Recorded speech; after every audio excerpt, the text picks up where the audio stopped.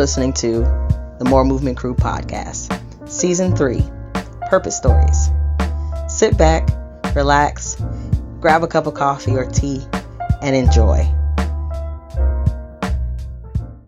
Welcome back. This is Season 3, and we are on Episode 2 of the Purpose Stories. Thank you for checking us out. If you've missed Episode 1, you want to go back and check that episode out because I had a great time telling the story, and it's an actual real life story. It's from my self-published book, and you can also purchase that book, and I'll give you information below this podcast if you're interested in buying it. But welcome back. I want to kind of get into the story. I think that this particular episode is timely for those experiencing any type of health issue. And we are in a pandemic, and we are trying to strive to stay healthy and protected against this virus. And so I think that this was timely when you talk about medication, and you talk about healthcare, and you talk about healing, and you talk about miracles. I think that this story kind of aligns with all of those things. And this is just really the raw version of me and my spiritual walk with God when it comes to healing and how I understand the kind of God that I serve. And so this story is just a really quick story. It's not in the book in detail, but it is mentioned in the book. And so this story, I want to just share about the time that I was in the hospital. And as you know, if you are not familiar with my story, I was diagnosed with lupus in 2011. And so I've gone through, multiple stints of being in the hospital. And so it was ongoing. And so this particular time was nothing different.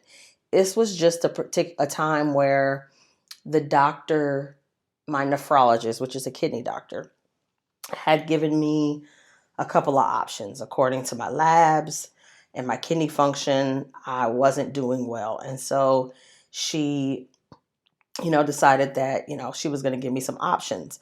I had visited her maybe, I would say, a couple of months before this particular hospitalization, and I was doing fine. And then my kidneys started to take a turn. And so she started to see that there was large levels of protein shredding from my kidneys once again. And so I wasn't feeling well. And I decided that I needed to go to the hospital. And so when I got to the hospital, they got my labs and they recognized that, yes, she needs to be admitted. I was having pains and aches. And so, they decided to admit me. And so they admitted me into the hospital. And obviously, if she is my doctor, they're going to make sure that they contact her. So she comes to see me while I'm in the hospital. And so at this point, I had been through all of the conversations that you have when you're diagnosed with an illness. And so right now, doctors were on preventative mode and trying to kind of keep my kidneys from being completely damaged and really fighting against the kidney disease that I was diagnosed with. And so at this point, I want to say mentally, I was just really over the entire situation, over the back and forth. I thought that, I really didn't take, when I got the diagnosis, I'm going to be honest with you, I really didn't take the diagnosis as serious after I was given the news. When I was given the news, it was really devastating. I felt like this is going to change my quality of life. And so it was something that really rocked me. And then as time went by and I started to just pray about it and think about what the Word of God said, I thought, okay, this illness is not going to define me. This is not going to affect my quality of life. And so with that, not only came this confidence, but came this super confidence that God is going to heal me and I am not going to suffer from this disease. long, and whatever the doctors say, I'm not believing it, because I got to be honest, growing up in church, you always hear people testify. Let's talk about this. Testify about how God healed them from this and healed them from that. And they went to the doctor, and the next day the tests were positive, or the tests were negative, and that they didn't have the disease. So you hear all these great testimonies about how God, just healed people instantly, right? Instantly. And I'm actually getting like a thought as I'm thinking about this and telling this story. But those were the testimonies that I kind of grew up hearing. And so for me, my normal reaction based on what I was brought up to believe and what I was taught and what I saw was that you reject any diagnosis of sickness, right? You don't accept it, you reject it. You know that God is going to heal you. You walk in faith. You don't really believe everything that the doctors say, right? You listen, you use wisdom, but not everything that the doctor says is true, right? That is what my perception is, and I'm being super honest. And so I was at that place where I was like, yeah, I'm not really taking this seriously. And then my body started to shut down and take a turn for the worst. And so I ended up having to go to the hospital and was admitted.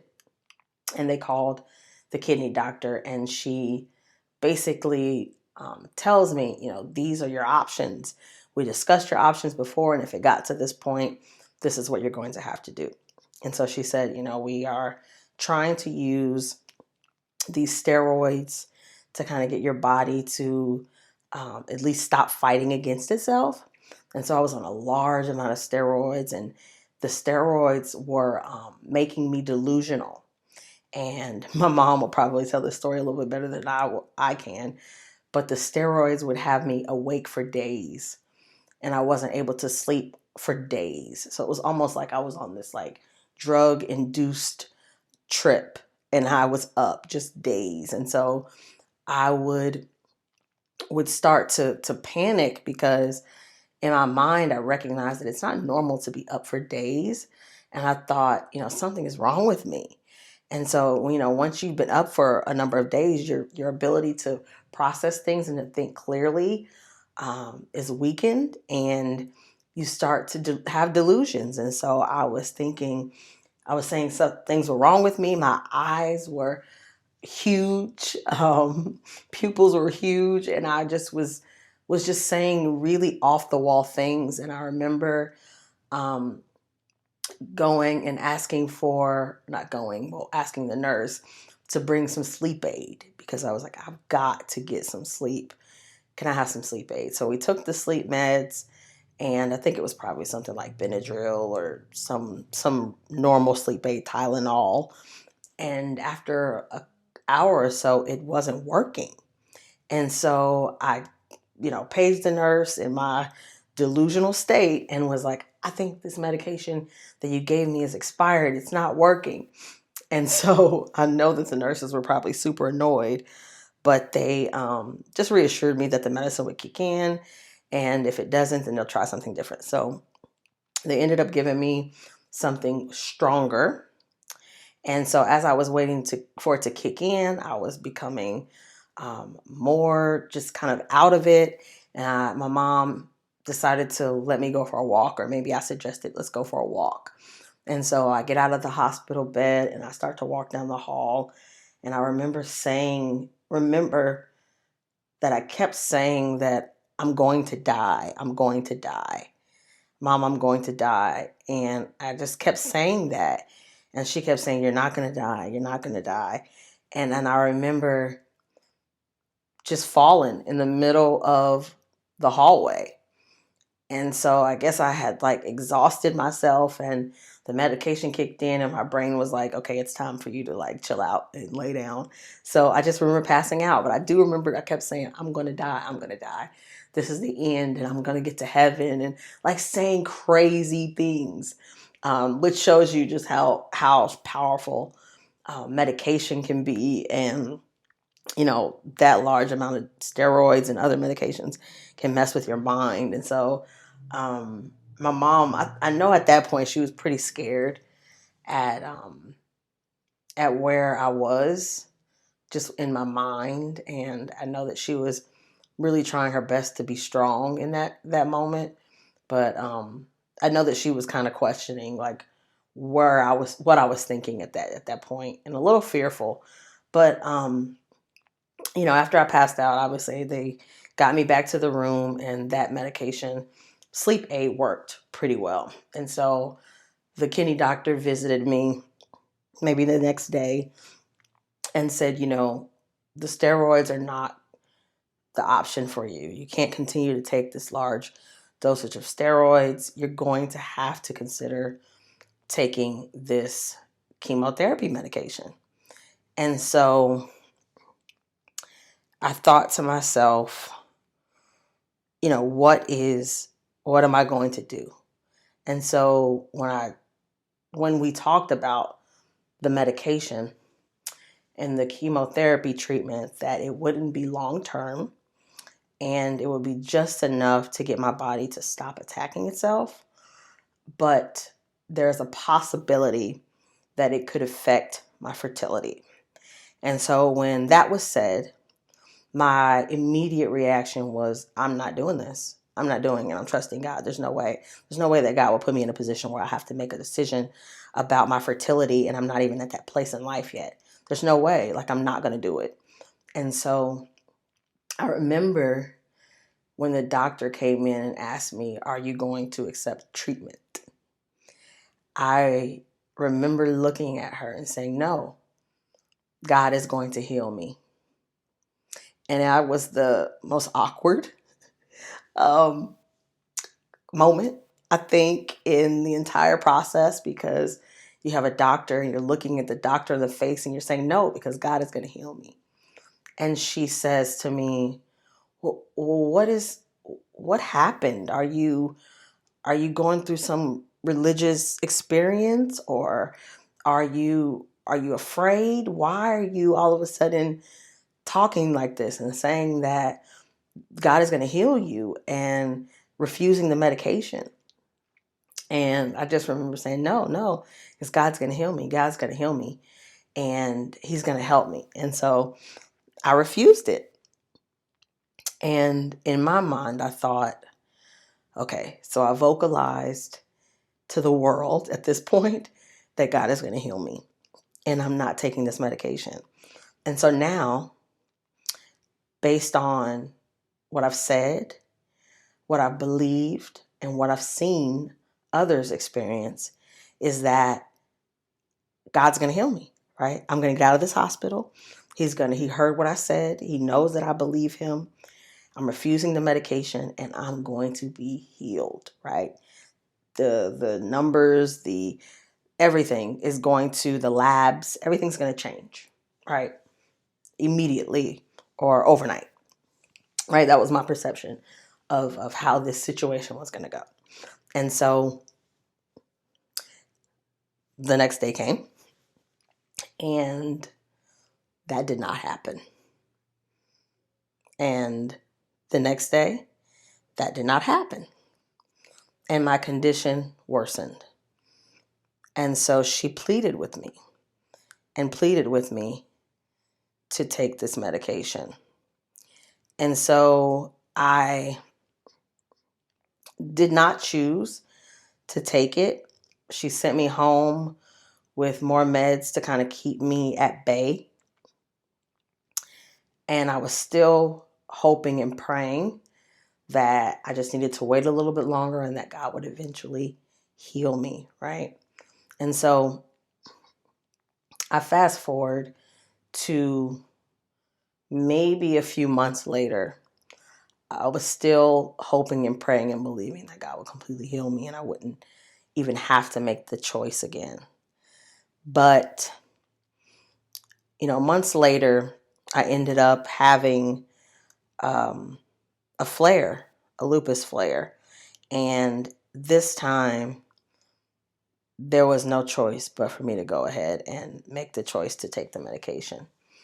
And so I shared this story because initially I said no And it wasn't an issue of whether I believed or not, and whether I could tell a doctor I'm not taking this medication, right? So God knew my heart. He knew that I believed, but I recognized that that wasn't the way that he was going to heal me, and that to not take the medication, right? If God didn't heal me within that time and it was getting worse, then you need to just go ahead and take the medication. And so I struggled with it. And I remember when I finally agreed to accept and take the medication, they were going to do the chemotherapy by the IV. I would have to go in on certain Saturdays and sit in this chair and do like the chemo patients, right? And so I went in to the doctor, and my first day for the IV treatment for the chemo, and I sit down in a chair, and they try to get a vein, because my veins are small and they roll, and they could not get a vein. And they tried and they tried and they could not get a vein. And I thought, okay, well, if they can't get a vein, then what are the other options that we have? And they said that there is a way for me to take this medication by pill form. And so I was able to get a prescription to take the medication by pill form. And I remember them being these huge blue pills, and I had to take like 5 or 6 of them. And it was Cytoxin. And I remember as I took the medication, my toes and my fingers started to turn blue. And I was like freaked out, thinking, oh my gosh, what am I putting in my body? And so,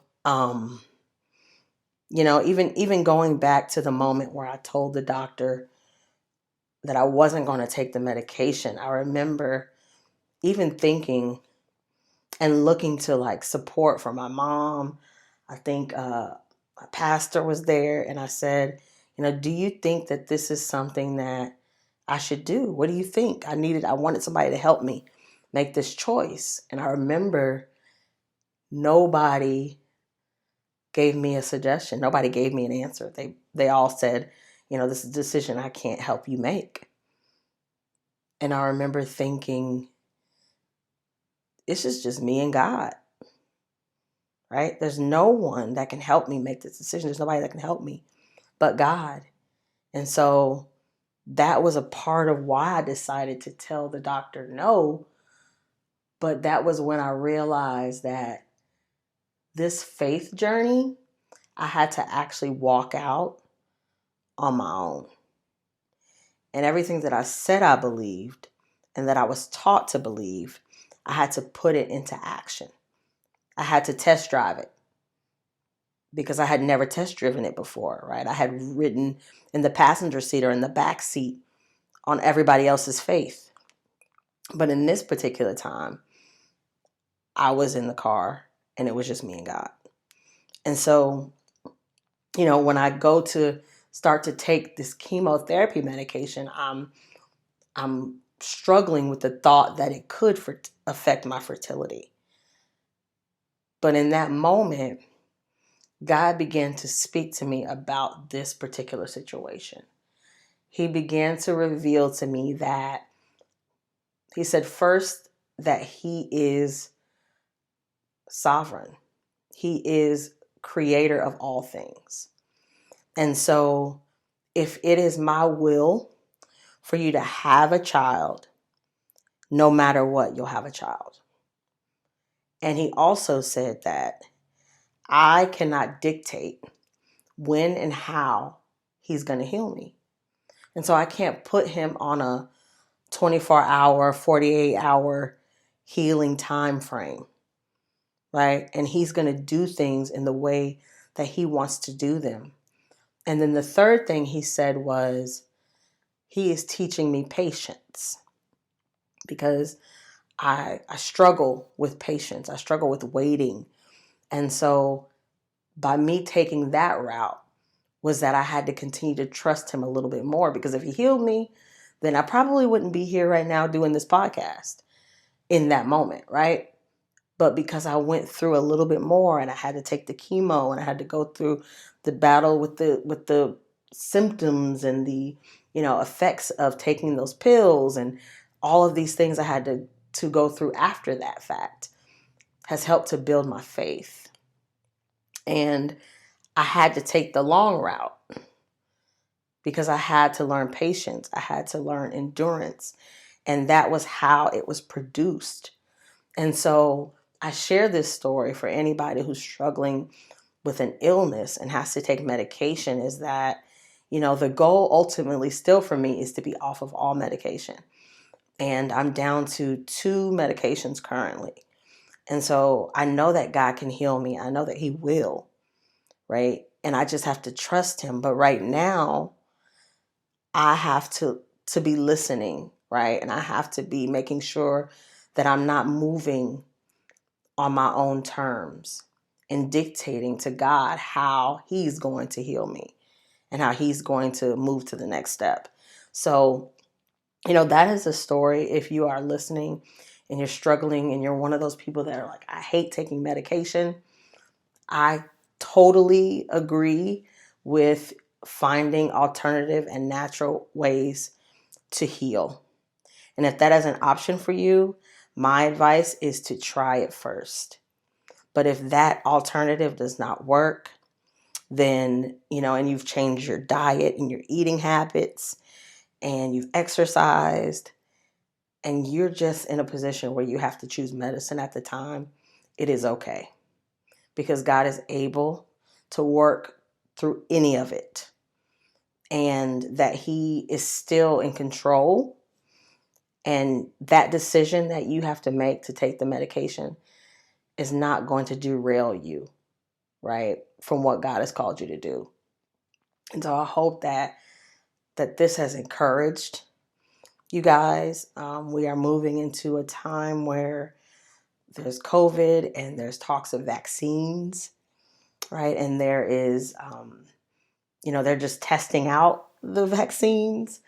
And so, my advice is to, aside from trying the natural alternatives and exercising and eating healthy, I've switched to a plant-based diet, so I don't eat meat. And so that has helped me to maintain during this time. But one thing I implore you to do is to be active with your health and to ask the doctor questions. Every medication that you are prescribed, ask, what are the side effects? What can this cause? Is there an alternative for this medication? What is in it? And ask the detailed questions and go home and look up what's in it. And if you're not certain about it, pray about it. Because you definitely want to be stewards of our bodies, and we want to keep our temples the way that God has called us to do. And we don't want to just put anything in our bodies. But I also believe that there is a place for medication and doctors. And so there's a balance between that. But we have to take control of our health and begin to ask the important questions. And I think that we and God will help to guide us to where we need to be. And, over time, to help you to be off of the medication or to heal you or to minimize the medication, however God wants to do it. But my advice is to seek him for that, to be listening, to be paying attention, and to ask questions.